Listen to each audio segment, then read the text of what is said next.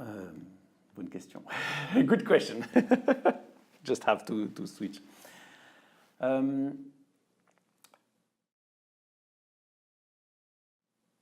le projet de créer, en fait, de créer une fondation n'est pas venu comme ça, simplement se dire de créer quelque chose. En fait, depuis mon enfance, j'étais passionné par tout ce qui était les armes et les explosifs. Et à l'âge de 6 ans, 7 ans, je construisais déjà des explosifs, des armes, c'était ma passion. Cette passion a duré toute mon enfance et j'avais pour rêve de devenir armurier, donc fabricant d'armes, quelque part. C'était un rêve que j'avais en tant qu'enfant. Sauf qu'une chose est venue changer un petit peu ma vision du monde, c'est que pendant mon adolescence, j'ai fait un pas au niveau de ma foi et en devenant chrétien, en fait, j'ai réalisé en fait que je pouvais faire quelque chose d'utile pour mon prochain. Ça veut dire que c'est ma perspective du monde qui a changé. Et là, j'ai souhaité, avec les années, ça ne s'est pas fait en quelques minutes, utiliser en fait cette capacité d'inventer, de fabriquer des choses pour le bien de mon prochain et pas pour fabriquer des armes, et plutôt pour les détruire. Alors, c'est comme ça en fait que j'ai commencé au niveau de la fondation d'hier. Il s'est passé beaucoup de choses, beaucoup d'étapes que je n'aurais pas pu imaginer, mais petit à petit, je suis entré en contact avec le monde du déminage et j'ai eu l'opportunité de travailler dans un laboratoire d'une des plus hautes écoles de Suisse, une des plus hautes écoles technologiques de Suisse, dans un projet de recherche en technologie de déminage, de détection de mines. Et c'est ça qui m'a ouvert en fait les portes au monde du déminage. Et là, je ne suis plus jamais parti, j'ai continué sur cette voie. Alors, comme j'aime bien le raconter comme anecdote, en tant qu'enfant, je fabriquais des bombes, je fabriquais des armes. Et les premières mines auxquelles j'ai été confronté, ce sont les mines que je fabriquais moi-même. Donc voilà, j'aimais beaucoup faire du camping à la forêt avec des amis. Et on faisait des petites guerres entre amis. Et alors pour entendre si les gens venaient pendant la nuit, eh bien, on mettait des mines autour de notre tente. Alors ce n'est pas des vrais, fort heureusement. C'est là où en fait, j'ai fabriqué les premières mines auxquelles j'étais confronté, c'est celles que je fabriquais moi-même, en tant qu'enfant, quoi.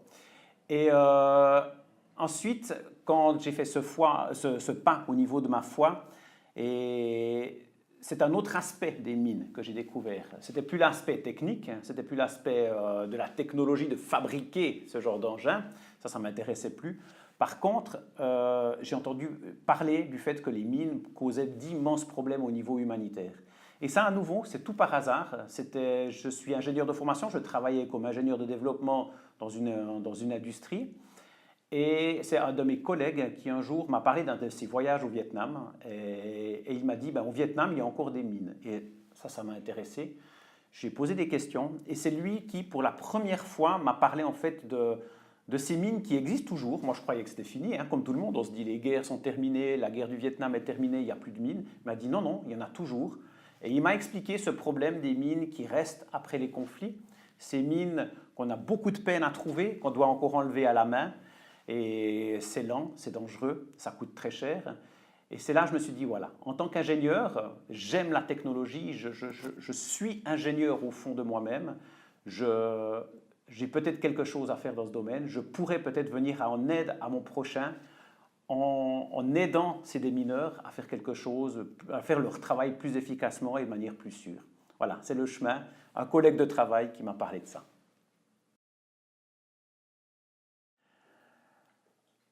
Alors c'est sûr, on travaille dans un domaine au niveau technologique, au niveau technique, qui n'est pas évident. On travaille dans des conditions de chaleur, de poussière, des conditions qui sont très reculées. On n'a pas des moyens à disposition quand on est sur le terrain. Ça peut paraître être le plus gros problème, c'est-à-dire les problèmes techniques. Mais en fait, ce ne sont pas du tout les plus gros problèmes. Le plus gros problème qu'on a rencontré, c'est qu'en fait, la fondation d'hier, qui n'était pas une fondation à la base, c'était juste une petite organisation sans être une entreprise non plus, était constituée de jeunes gens très motivés. Et on travaillait dans un garage, on travaillait dans un tout petit garage, et c'est là-dedans que, en étant un peu naïf, un peu fou, on s'est dit on va pouvoir fabriquer quelque chose. Et le monde du déminage nous a connus comme ça au départ, c'est-à-dire des jeunes qui n'ont aucun moyen ou très peu de moyens, qui travaillent bénévolement et qui sont dans un garage. Donc, aux yeux du monde du déminage, ça ne pouvait pas être sérieux. C'était pas un grand organisme international, on était 30, on n'était pas 2000 et on n'avait quasiment pas d'argent. Donc en fait, on ne pouvait pas être considéré comme sérieux. Et ça a été peut-être la plus grosse difficulté parce qu'en fait, on a dû convaincre les gens, que ce soit les démineurs, que ce soit les bailleurs de fonds, on a dû les convaincre en fait que ces quelques jeunes avaient le potentiel de faire quelque chose d'extraordinaire. Et le plus fou, c'est qu'on a réussi une première mission, on a réussi une seconde mission, on a réussi une troisième mission.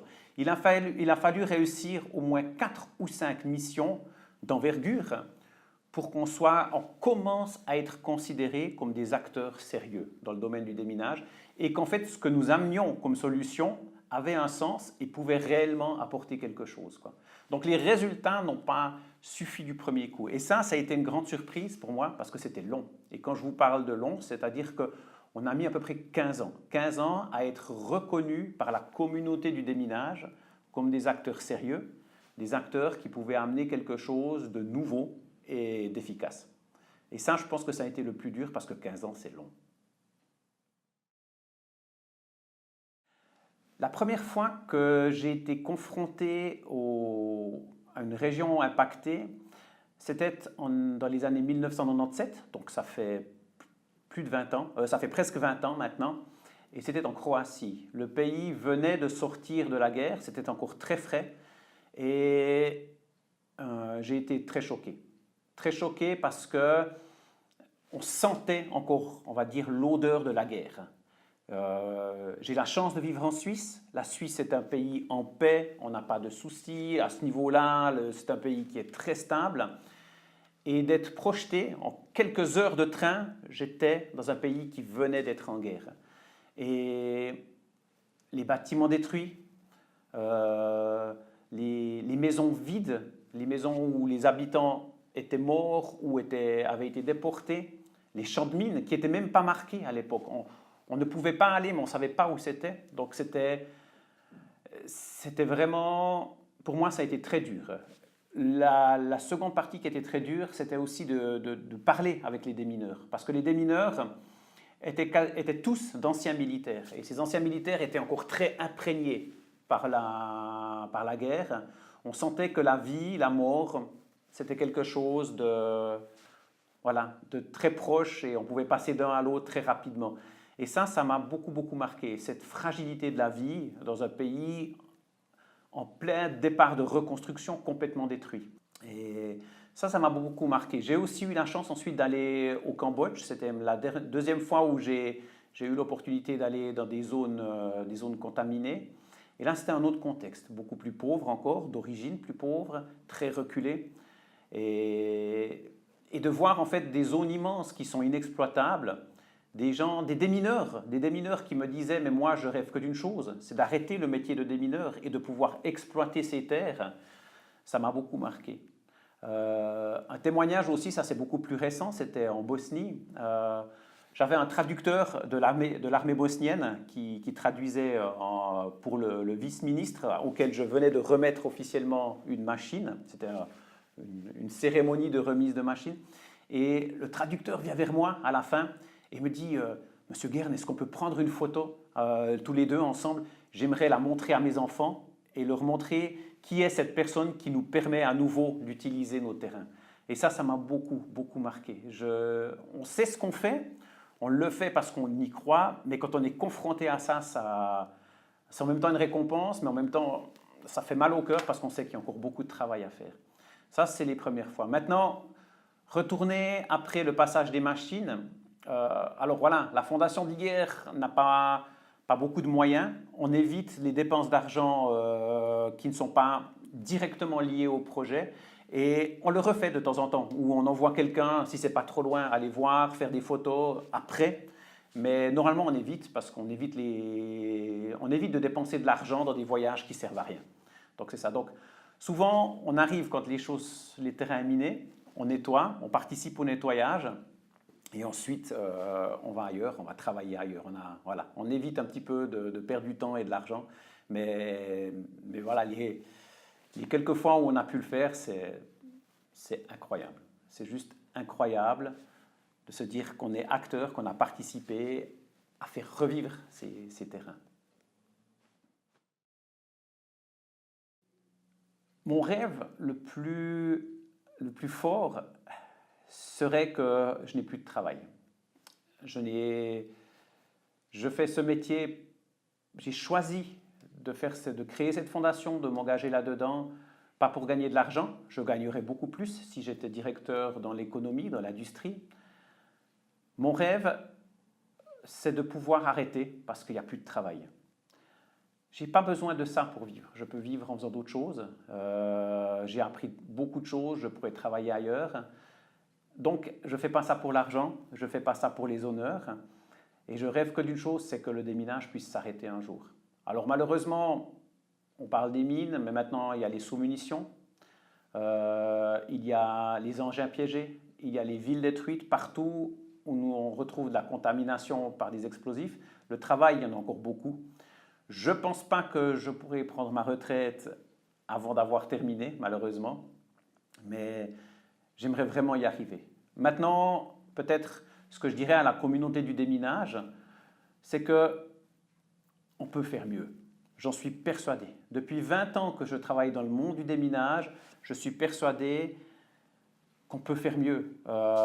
Peut-être il y a encore beaucoup trop d'héroïsme dans le déminage, il y a encore beaucoup trop de volonté, de message, de transmettre un message émotionnel. Donc alors on continue à travailler à la main, on continue à prendre des risques. Et je pense que maintenant les solutions techniques, même très simples, peuvent apporter beaucoup. On va devoir enlever un petit peu d'héroïsme parce que c'est moins héroïque d'avoir une machine qui prend des risques à la place d'un homme. Mais au XXIe siècle, je pense que c'est plus l'époque pour que des hommes prennent ces risques. Dans certains cas, on le devra toujours, mais on peut en supprimer beaucoup. Quand j'entends parler d'accidents de déminage dans des lieux où on aurait pu travailler avec des machines, ça me rend fou. Et je pense qu'on peut encore faire beaucoup mieux. On peut trouver des solutions qui coûtent moins cher, on peut être plus rapide, et il faut voir l'avenir dans cet aspect-là. J'aimerais vraiment que la communauté du déminage puisse aussi accepter ça, parce que peut-être qu'un jour on devra rendre des comptes pourquoi on est aussi peu efficace, pourquoi c'est encore aussi lent le travail actuellement. Et je pense qu'on peut faire mieux avec des choses très simples et de s'ouvrir à l'innovation. Les gens le font de plus en plus, mais il est temps maintenant d'ouvrir son esprit. Et voilà, chez Digger, on a de l'expérience de terrain, on a de l'expérience technologique et nous voulons venir en aide. On ne veut pas votre argent, on ne veut pas prendre l'argent du déminage, on veut simplement permettre à ces choses d'aller plus vite, plus efficacement et moins cher. Et là, on peut encore faire mieux. Il y a moyen de faire mieux, j'en suis persuadé.